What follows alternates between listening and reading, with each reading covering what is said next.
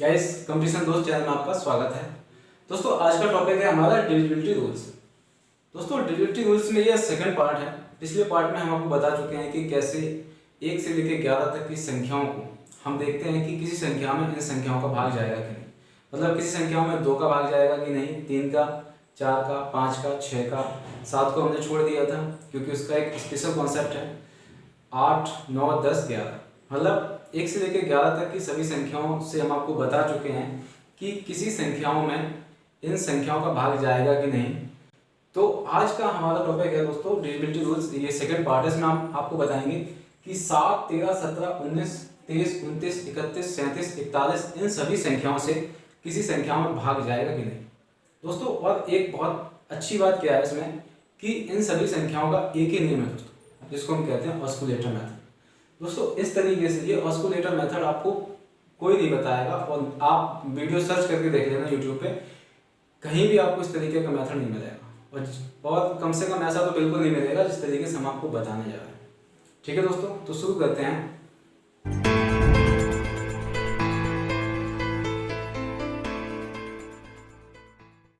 तो दोस्तों देख लेते हैं कि ऑस्कुलेटर कॉन्सेप्ट क्या है।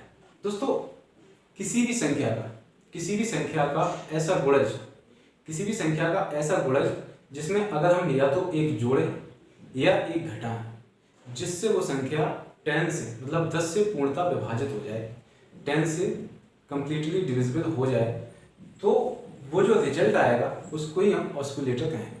जैसे हमने कहा मान लो कोई संख्या 7 है, ठीक है, कोई संख्या 7 है, तो अगर हम 7 का ऐसा मल्टीपल सोचें, ऐसा गुणज सोचें जिसमें या तो हमें एक जोड़ना पड़े या एक घटाना पड़े ताकि वो संख्या 10 से डिविजिबल हो जाए, तो आप कह सकते हैं कि 7 या 21 होता है, 21 में से एक घट जाएगा, ठीक है, तो वो संख्या 10 से पूर्णतः विभाजित हो जाएगी, यानी 20 आएगी, 20 में 10 का भाग चला जाता है।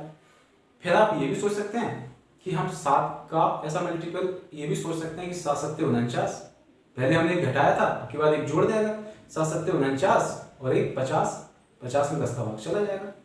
तो दोस्तों यहाँ पे या तो एक जोड़ने पर या एक घटाने पर, दोस्तों एक का बहुत ज़्यादा इंपॉर्टेंस है कि या भाई हमें उस संख्या के गुणज में या तो एक जोड़ना है या एक घटाना है, इस एक का ही पूरा खेल है।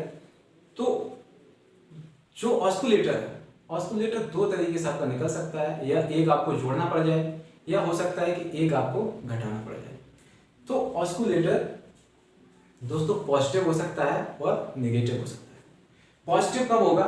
जब हमें एक जोड़ना पड़ रहा है, ठीक है, और नेगेटिव कब होगा? जब हमें एक घटाना पड़ रहा है। तो दोस्तों जैसे अगर हम कहें ऑस्कुलेटर ऑफ 7 का अगर हम ऑस्कुलेटर फाइंड करें तो 7 का ऐसा गुणज, तो 7 का हम क्या गुणज कर सकते हैं ताकि उसमें एक जोड़े एक घटाएं ताकि वो संख्या 10 से पूर्णतः डिविजिबल हो जाए। तो हम क्या कर सकते हैं, 7 या 21 हो गया, 21 से अगर हम एक घटा दें तो ये संख्या 10 से पूर्णतः डिविजिबल हो जाएगी, ठीक है। तो ये कितना आ जाएगा? 20 आ जाएगा, 20/10। अब दोस्तों यहाँ हमें सिर्फ ये बात ध्यान रखनी है कि अगर हमें एक घटाने पे अगर उसका ऑस्कुलेटर फाइंड हो रहा है, मतलब ऑस्कुलेटर हमें तब फाइंड कर पा रहे हैं जब एक घटा रहे हैं, तो ऑस्कुलेटर नेगेटिव होगा, ठीक है। तो ये ऑस्कुलेटर कितना आएगा? नेगेटिव, ठीक। इसी तरीके से जैसे हमने कहा एक और हो सकता है 7 का ऑस्कुलेटर, हमने कहा 7 × 7 7 7 49 होता है, प्लस 1 करते हैं अगर हम, तब भी तो ये संख्या 10 से पूरी घट जाएगी ना, 50/10 5। अब की बार हमने क्या करना, पहले हमने यहाँ पे एक को घटाया था, अब की बार हम एक को जोड़ रहे हैं। अगर हमें एक जोड़ने पर ऑस्कुलेटर प्राप्त हो तो हम उस ऑस्कुलेटर को पॉजिटिव लेंगे, तो ये क्या हो गया? 10 का 5, ठीक है भाई, 10 का भाग देंगे तो 10 का 5 आ जाएगा। क्लियर? तो सिर्फ ध्यान रखने वाली बात केवल इतनी है कि अगर आपको एक घटाने पर ऑस्कुलेटर मिल रहा है तो ऑस्कुलेटर नेगेटिव सोचेंगे हम, और एक जोड़ने पर अगर ऑस्कुलेटर अगर फाइंड कर पा रहे हैं आप तो हम उसको प्लस का लेंगे। और दोस्तों हर संख्या के 2 ऑस्कुलेटर होते हैं, एक पॉजिटिव और एक नेगेटिव, ठीक है। तो और दोस्तों एक बहुत अच्छी बात ये भी है कि अगर हमें एक ऑस्कुलेटर पता हो तो दूसरा ऑस्कुलेटर हम अपने आप फाइंड कर सकते हैं। कैसे? कि जो 2 ऑस्कुलेटर होते हैं, एक पॉजिटिव और एक नेगेटिव, तो उन दोनों संख्याओं का सम जो होता है, उन दोनों ऑस्किलेटर का सम जो होता है वो स्वयं संख्या के बराबर होता है। अभी हमने देखा 7 के ऑस्किलेटर हमें 2 मिले, 1 2 और 1 5, दोनों का टोटल कितना हो रहा है दोस्तों? 7 हो रहा है। इसी तरीके से और भी हम अगर देखते हैं कि ऑस्किलेटर अगर हम 13 का देखें, 13 का ऑस्किलेटर क्या होगा? तो आप कहेंगे कि 13 3 39, 39 में एक जोड़ेंगे, ठीक है, तो आप कहेंगे 13 गुणा 3 प्लस 1/10। तो अब हमें एक जोड़ना पड़ रहा है, ठीक है, तो ये 40 हो जाएगा बटे 10। तो अब हम ऑस्किलेटर कैसा लेंगे दोस्तों? प्लस का या माइनस का? प्लस का। तो ये क्या हो जाएगा? प्लस का 4। ठीक, ये ऑस्किलेटर हो गया 13 का ऑस्किलेटर। अब अगर हमसे ये कहा जाए कि 13 का दूसरा ऑस्किलेटर क्या होगा, तो आपको फाइंड भी नहीं करना पड़ेगा, सीधा सीधा आप बता सकते हैं कि एक अगर 4 है तो दूसरा 13 से घटा देंगे तो 9 हो जाएगा। अब एक प्लस का है तो दूसरा माइनस का होगा। चलिए इसको चेक कर लेते हैं। तो दोस्तों हम क्या कर सकते हैं, आप ये कर सकते हो ना कि 13 गुणा 7, ठीक है, 13 7 क्या नहीं हुआ, एक अगर हम घटा रहे हैं तो ये 90 हो जाएगा, जिसमें 10 का भाग चला जाएगा, तो ये 90 बटे 10, ठीक है, 90 बटे 10 हो रहा है। तो अब ये क्या है, हमें एक घटाने पे ये ऑस्किलेटर फाइंड कर पाए हम, तो ये कैसा होगा? नेगेटिव, तो माइनस का 9, ठीक है। अब आप देख रहे हैं कि इन दोनों का सम और इन दोनों का सम इस संख्या के बराबर ही है, 2 5 7 होते हैं और 4 9 13 होते हैं। क्लियर? इसी तरीके से हम हर संख्या का फाइंड कर सकते हैं, ठीक है। इसी तरीके से मान लो, तो जैसे अगर हम 17 का फाइंड करें कि 17 का ऑस्किलेटर क्या होगा, तो आप बहुत आसानी से बता सकते हो कि 17 3 51 होता है। आप इसको सॉल्व भी ना करें, हम इस तरीके जैसे आपको सॉल्व करवाते हैं, आप ये चीज दिमाग में बड़ा आसानी से निकाल सकते हैं कि जैसे 17 का है तो आप कहेंगे 17 3 51, एक घटाने में हमें ऑस्किलेटर फाइंड हो रहा है, 17 3 51 माइनस 1 यानी 50। तो 50 जो है ना कैसे आया एक घटाने पे, तो ये जो 17 का ऑस्किलेटर निकलेगा वो माइनस का 5 निकलेगा। कैसे निकलेगा? आप देख रहे हैं कि 17 गुणा 3 माइनस 1 बटे 10, तो कितना हो जाएगा? 50 बटे 10। अब हम एक घटाने पे ऑस्किलेटर फाइंड कर पा रहे हैं, तो ये माइनस का 5 होगा, ठीक है, माइनस का 5। अब अगर हम एक ऑस्किलेटर मिल गया तो दूसरा अपने आप हम बता सकते हैं कि और जो दूसरा होगा वो क्या होगा? प्लस का 12 होगा। आप बहुत आसानी से बता सकते हैं कैसे होगा। अगर आप देखें कि 17 गुणा 7 कितना होता है? 119। 119 में अगर हम एक जोड़ दें तो ये संख्या भी 10 से कट जाएगी और ये बनेगी 120, ठीक है। अब ये 120 जो बनी है हमें एक जोड़ने पे मिल रही है, ठीक है, एक जोड़ने पे मिल रही है, तो हम क्या कहेंगे कि इसका ऑस्किलेटर है प्लस का 12। अब आप देख पा रहे होंगे कि 5 12 17 होता है। तो हर संख्या के 2 ऑस्किलेटर होते हैं, ठीक है। आप और भी संख्याओं के फाइंड कर सकते हो, जैसे हमने कहा 19 का फाइंड कर सकते हो। 19 एकम 19, एक जोड़ देंगे तो 20 हो जाएगा। तो एक जोड़ने पे हमें ये अगर ये मिल रहा है तो ये क्या हो जाएगा? प्लस का। जैसे बात करें अगर हम 19 का, अगर हम 19 का जैसे अगर हम 19 का ऑस्किलेटर फाइंड करना चाहें तो क्या होगा? 19 गुणा 1, कोई भी हो सकता है मल्टीपल 1 भी हो सकता है, मल्टीपल 2 भी हो सकता है, मल्टीपल 3 4 5 6 7 8 9 कुछ भी हो सकता है, ठीक है। तो 19 एकम 19 हो जाएगा और प्लस अगर हम 1 करते हैं तो ये 20 बन जाएगा, जिसमें 10 का भाग चला जाएगा। अब आप देख रहे हैं कि हमें एक जोड़ने पे ये ऑस्किलेटर मिला, तो ये प्लस का 2 हो जाएगा, ठीक है, प्लस का 2 हो जाएगा। इसी तरीके से अगर हम देखें दूसरा ऑस्किलेटर क्या होगा इसका, तो आप यहीं से फाइंड कर सकते हो कि अगर ये प्लस का 2 है तो 17 से अगर हम इसको घटा दें तो 17 बचेगा इसका, ठीक है। तो 17 अगर हम इसको जैसे मान लो ये 1 2 है तो दूसरा क्या होगा? 17 हो जाएगा इसको, क्योंकि हम इस 19 से इस 2 घटाएंगे तो 17 आएगा। तो हम देख लेते हैं कैसे निकलेगा। आप अगर देखें तो 19 गुणा 9 171 होता है, तो हमें एक घटाना पड़ेगा बटे 10, तो अभी कितना आएगा? 170 बटे 10। तो ये हमें घटाना भी मिल रहा है तो ये माइनस का 17 आ जाएगा। तो दोस्तों एक जो ऑस्किलेटर होता है वो पॉजिटिव का होता है और एक निगेटिव का होता है, क्योंकि हमें किसी भी संख्या का गुणज ऐसा भी मिल सकता है जिसमें हमें एक जोड़ने पर 10 का भाग जाए या उसमें एक घटाने पर 10 का भाग जाए। तो 2 ऑस्किलेटर होते हैं, अगर एक जोड़ने पे 10 का भाग जा रहा है तो वो ऑस्किलेटर होगा पॉजिटिव, और अगर एक घटाने के बाद 10 का भाग जा रहा है तो वो ऑस्किलेटर होगा नेगेटिव। इसी तरीके से आप हर संख्याओं का ऑस्किलेटर फाइंड कर सकते हो। हमने अभी ये देखा 19 का। अगर आप 23 का देखें तो 23 दिया 69 होता है, 69 में एक जोड़ेंगे तो 70 यानी 7 बन जाएगा उसका ऑस्किलेटर। इसी तरीके से अगर हम 29 की देखें तो 29 एकम 29, एक जोड़ देंगे तो 30 हो जाएगा, यानी 3 उसका ऑस्किलेटर बन जाएगा। 31 की बात करें तो 31 गुणे 1 माइनस 1 कर देंगे तो इसका भी 30 हो जाएगा, यानी 3 इसका ऑस्किलेटर बन जाएगा। बस हमें ये ध्यान देना है कि हम एक जोड़ रहे हैं कि एक घटा रहे हैं। एक जोड़ रहे हैं तो प्लस का, एक घटा रहे हैं तो माइनस का। इसी तरीके से 37 की बात करें अगर दोस्तों, 37 की 111 होता है, इसमें से एक हम घटा देंगे तो 110 यानी 11 इसका ऑस्कुलेटर मिल जाएगा। इसी तरीके से 41 गुणा 1 माइनस 1 कर देंगे तो 40 यानी 4 इसका ऑस्कुलेटर मिल जाएगा। तो आप बहुत आसानी से फाइंड कर सकते हैं इन ऑस्कुलेटर्स को। अब हम आते हैं कि इनका डिविजिबिलिटी रूल क्या है। तो चलिए अब हम देख लेते हैं कि किस तरीके से हम ये देखेंगे कि कोई संख्या 7 से 13 से 17 से 19 से इन सभी संख्याओं से डिविजिबल हो गई या नहीं, तो उसको कैसे देखते हैं। चलिए हम एग्जाम्पल से समझते हैं। जैसे हमने कहा कि कोई संख्या है, मान लो अभी हम 7 का देखते हैं, ठीक है। जैसे मान लो कोई संख्या है 882 हमें अगर देखना है कि 7 से डिविजिबल है नहीं, तो हमें क्या देखना है, हर संख्या के लिए है ये दोस्तों, जितनी भी संख्या यहाँ पे लिखी हैं एक ही नियम है। हम क्या करते हैं, जितना उसका ऑस्कुलेटर होता है, ऑस्कुलेटर फाइंड करना बहुत आसान है। हमने बताया कि उसका ऐसा गुणज करिए जिससे उसमें एक घटाने पे या एक जोड़ने पे वो संख्या 10 से डिविजिबल हो जाए, ठीक है। तो जो रिजल्ट आएगा वही उसका ऑस्कुलेटर होगा। तो जैसे हम 7 की बात करें, अगर मान लो आपको ये ऑस्कुलेटर याद रखने की जरूरत नहीं है, बस ऑस्कुलेटर आप समझ लीजिए कि होता क्या है, ठीक है। याद रखने की कोई जरूरत नहीं है, हम वहीं तुरंत फाइंड कर सकते हैं। जैसे हमें 7 से देना है, तो आप ये देखें कि 7 का ऑस्कुलेटर क्या है। 7 के 21, एक घटाएंगे, ठीक है, एक घटाने मिल रहा है तो -2 इसका ऑस्कुलेटर हो जाएगा, ठीक है। तो अभी तक आप ये जानते थे कि इसमें से हम इस संख्या से दोगुना, मतलब इस संख्या का जो होता है इकाई का अंक उसका दोगुना हम शेष संख्या से घटाते हैं, लेकिन आप ये नहीं जानते थे कि क्यों हम दोगुना ही घटाते हैं, ठीक है, ठीक है। तो आप ये समझ लें क्यों घटाते हैं हम दोगुना, क्योंकि इसका ऑस्कुलेटर -2 है। अब अगर मान लो हम इस दोनों ऑस्कुलेटर से हम इसको सॉल्व कर सकते हैं। आपको अभी तक सिखाया गया है कि हम इससे इस संख्या की इकाई का अंक जो होता है वो उसका दोगुना इस संख्या से घटाते हैं। हम इससे ना करके हम इस 5 वाले से भी इसको सॉल्व कर सकते हैं। अगर ऑस्कुलेटर नेगेटिव है तो उसका उतना ही गुना घटेगा। अगर ऑस्कुलेटर पॉजिटिव है, अगर आप पॉजिटिव ऑस्कुलेटर के साथ उसको सॉल्व करना चाहते हैं तो उतने ही गुना उस संख्या में जुड़ेगा। जैसे हम सॉल्व करेंगे इसको माइनस के ऑस्कुलेटर के साथ, -2 के साथ, तो हम क्या करेंगे, इस 2 का दोगुना इससे घट जाएगा। तो दोगुना मतलब इसका दोगुना कितना हो जाएगा, 4, तो ये कितना हो जाएगा, 84। अब दोस्तों यहाँ पे आपको सीधा सीधा दिखने लगा होगा, सीधा सीधा आपको यहाँ पे दिख गया होगा कि ये जो संख्या है ना 84, ये 7 से घट जाएगी, 12 7 84 होता है, ठीक है। अब जैसे मान लो हमने एक और संख्या लिखी, जैसे हमने कहा 2282, ठीक है। ये संख्या लिखी हमने, अगर हमें देखना है इसमें तो हम क्या करेंगे, फिर से वही चीज, 2 दूनी 4, 4 इससे घट जाएगा तो ये कितना आ जाएगा, 224। फिर से हम क्या करेंगे, इसका दोगुना इससे घटा देंगे तो ये 8, तो ये घट जाएगा तो ये कितना आ जाएगा, 14, ठीक है। 14 में 7 का भाग जाएगा। अभी हमने माइनस के ऑस्कुलेटर के साथ इसको सॉल्व किया। आप प्लस का ऑस्कुलेटर भी ले सकते हैं।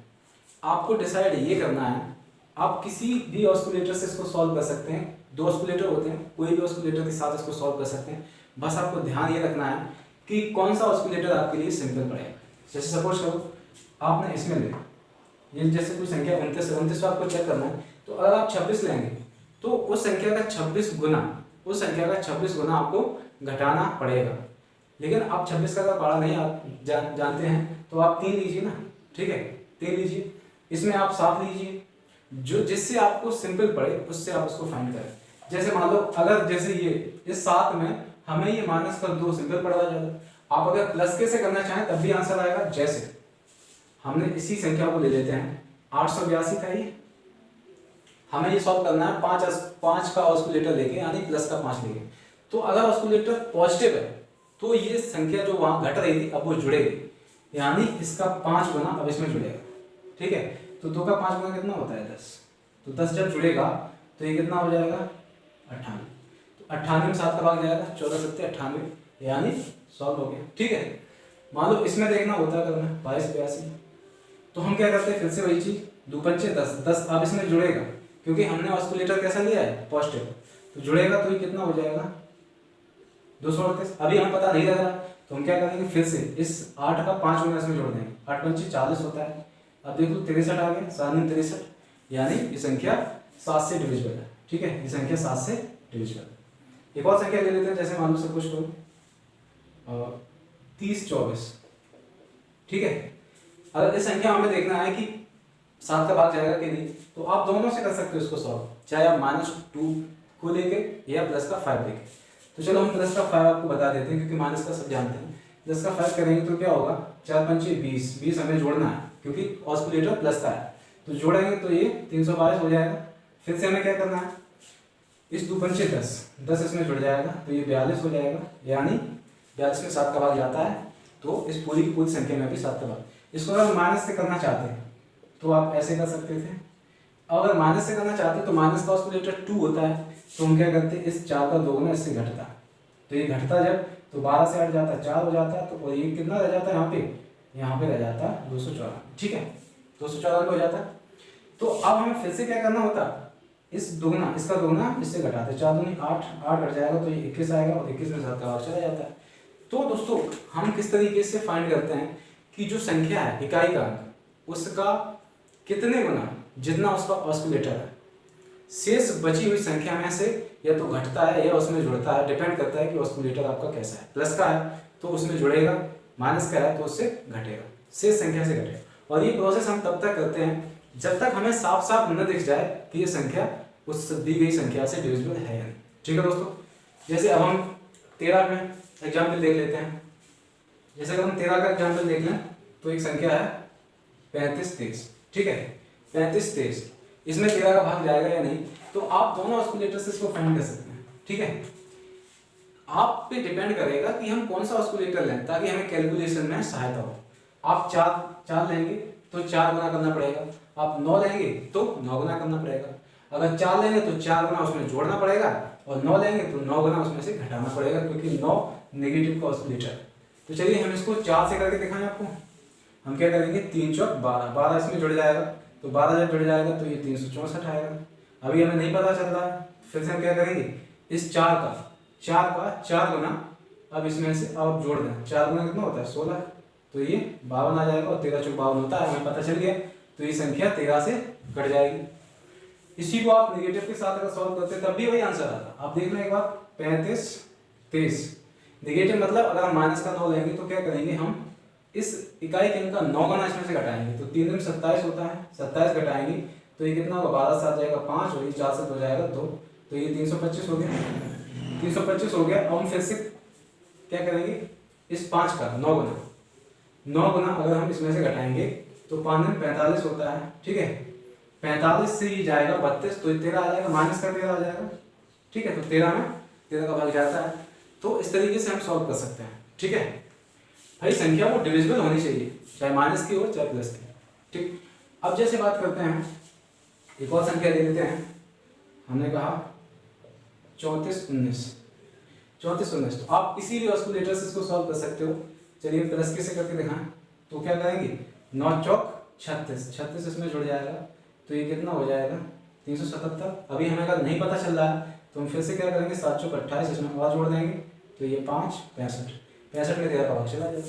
तो बहुत आसान है दोस्तों, भाई आपको पेन जरूर चलाना पड़ेगा, लेकिन बहुत जल्दी आप बता सकते हैं कि इसमें 13 का भाग जाएगा या नहीं।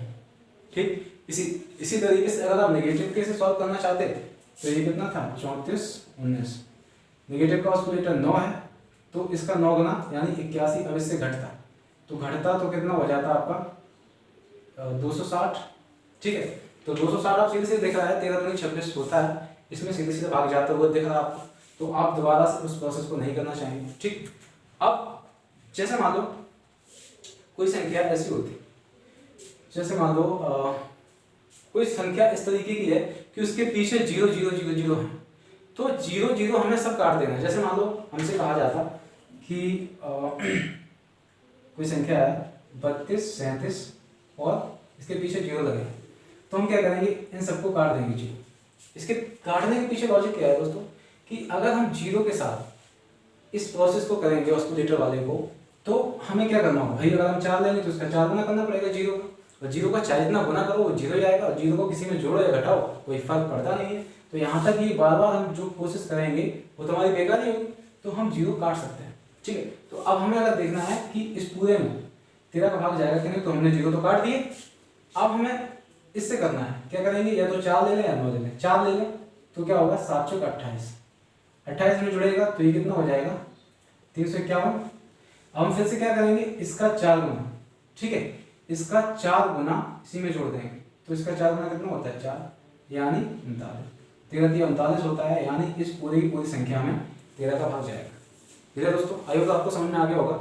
मैंने आपको 7 और 13 से करके दिखाया, आप किसी से भी देख लीजिए, 17 19 23 29 37 41 कोई भी प्राइम नंबर अगर आप उसका ऑस्कुलेटर मुंह जबानी यानी ओरली आप अगर उसको फाइंड कर पाते हैं तो आप तुरंत देख सकते हैं कि उस संख्या में दी गई संख्या से भाग जाएगा कि नहीं। तो दोस्तों यदि आपको हमारा प्रयास अच्छा लगता हो तो प्लीज़ वीडियो को लाइक और शेयर कर दिया करिए, और यदि आप इस चैनल पर नए हैं तो प्लीज़ इसको सब्सक्राइब करना मत भूलिए, और सब्सक्राइब बटन के जो बगल में बेल आइकन होता है उसको भी दबाना मत भूलिए, ताकि हम जब भी कोई नया वीडियो डालें तो आप तक नोटिफिकेशन पहुंचे सबसे पहले। तो और दोस्तों अगर आपके कोई सुझाव हों तो कमेंट के जरिए हमें ज़रूर बताएं, ताकि हम आपके लिए बेहतर से बेहतर कंटेंट ला सकें। ठीक है दोस्तों, तो फिर मिलते हैं इसी तरीके से एक नॉलेजफुल वीडियो के साथ। तब तक के लिए पढ़ते रहिए। धन्यवाद।